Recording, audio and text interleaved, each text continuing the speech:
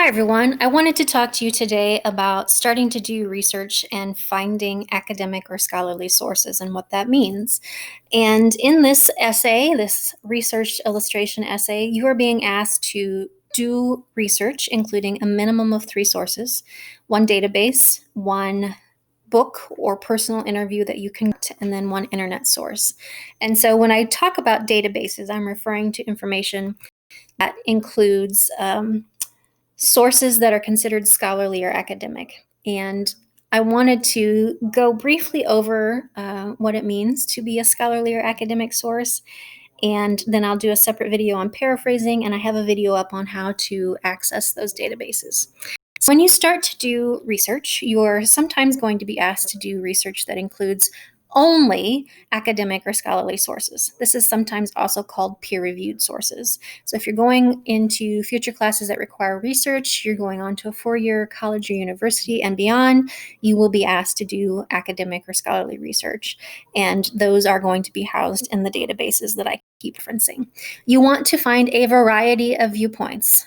It's not enough to find one website that supports your stance and only use that website. You have to diversify and show that these facts, these stats, these opinions can be found in multiple resources, and that helps support your stance and helps make you more believable with your audience member. Remember that there is more than just Google out there. We use Google all the time. I use it every day, as I'm sure many of you do. But it is not the only source for information, and there's lots of excellent data out there beyond Google. Remember that you can use books, actual physical print books, or books that you find online, journals and magazines. You can watch films or documentaries that help to provide information on the topic that you're writing about. You can do interviews with experts or people who have firsthand experience in the topic you're writing about, and then vetted websites. And I have a list of those options below. And by vetted, I mean that they are websites that are trustworthy, that they are non-biased as humans can be, and often nonpartisan. So they are repositories of information that are done by people who are experts in their field and try to be as neutral as possible and just provide the data. And then I do want you to avoid just Googling. You can certainly Google to start your research, but I want you to move beyond just Google. And I want you to avoid Wikipedia. You can certainly start with Wikipedia to kind of get an overview of information. You can use the sources listed in the Wikipedia pages, but you don't want to be citing Wikipedia in your college level academic essays. A way to start identifying a scholarly, academic, or peer-reviewed source, that's 3 different phrases for the same type of source. Scholarly, academic, and peer-reviewed basically all mean the same thing.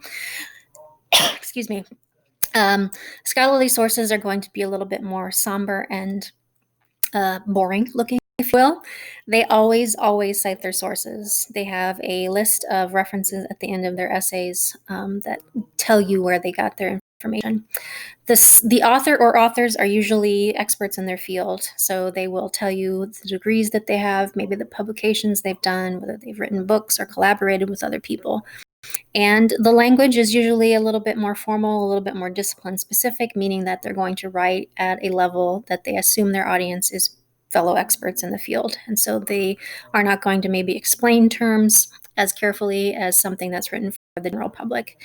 The articles are usually longer, 5, 10, 20, 30 pages is not unusual for an academic essay, and often peer-reviewed. And what we mean by peer-reviewed is that when, let's say I'm a epidemiologist in the field, so I study pandemics, and I want to publish an article in the New England Journal of Medicine. So I write my article, I do my research, and I send my essay to be published. And it's not just a matter of I send it and they say, oh, yes, I want to publish this. Peers who are also epidemiologists in the field will read the proposed essay and say, yes, we believe this information to be solid and true and well-researched, or no, we do not. And then they decide whether it gets published or it needs to be revised or rejected completely. So peer-reviewed academic scholarly sources are those that have been looked at by multiple eyes, by multiple people who are experts in the field. So the likelihood of them being trustworthy, solid information is higher than information you might find in a People magazine, Time magazine, your local newspapers, websites. They have more time to do research, and they have more expertise in the area to do that research. And there are few, if any, ads in a scholarly source. I'm going to skip this one and just give you a quick visual of what the difference between scholarly and popular would look like.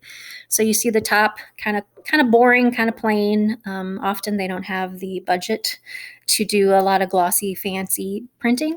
And so popular magazines like Business Week, Time, or U.S. News have more money, more access to the public, and a bigger readership. So they have a little bit splashier title. Here's an example of the distinct differences between popular and scholarly. Again, short versus long articles. Writing style is going to be more complex. In a scholarly journal, they are going to always have a list of sources cited. They are going to tell you who the author is. You probably won't have to do a lot of digging on that. So they're just going to be a little bit more in depth and written by people who are considered experts in their field.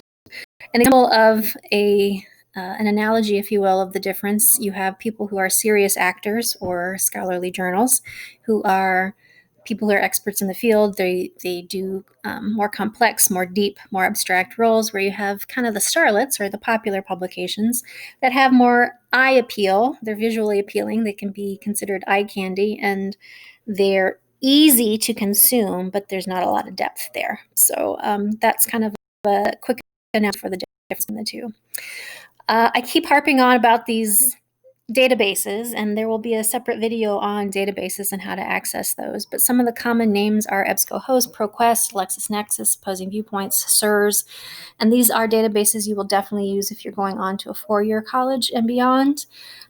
Just like any search engine like Google, you will have some search limitations that you can impose, including limiting by the year, usually the newer the better, limiting by I only want peer-reviewed information, I only want data that's been published in peer-reviewed articles. You can do that too, and you can use keywords and phrases to limit things.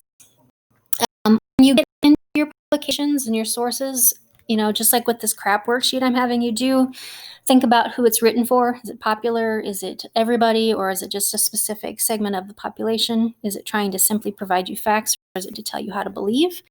Does it have affiliations? Are there ads? If ads are not evil, but scholarly sources have far fewer of them than popular publications do, and they're usually affiliated with universities and colleges and things of that sort. And does it match other things that you found elsewhere? And you want to start thinking about who the author is, and don't go just to the author's website. A personal website is like a resume that they publish. It only presents what they want you to know. So Google the author's name, putting quotation marks around it, and see what kind of other affiliations you find about that person, because that can give you an idea of how trustworthy you believe them to be. And again, don't forget you have other options beyond Google and databases. You have books and documentaries and journals and magazines and even expert interviews, or depending on the topic you're writing about. It doesn't necessarily need to be an expert, but somebody who's lived through and had firsthand experience with a topic. I'm going to skim over paraphrasing for now, because I want to do a separate video for that.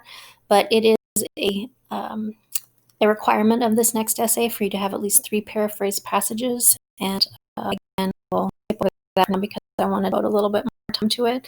So that is a short and dirty overview of finding scholarly sources for your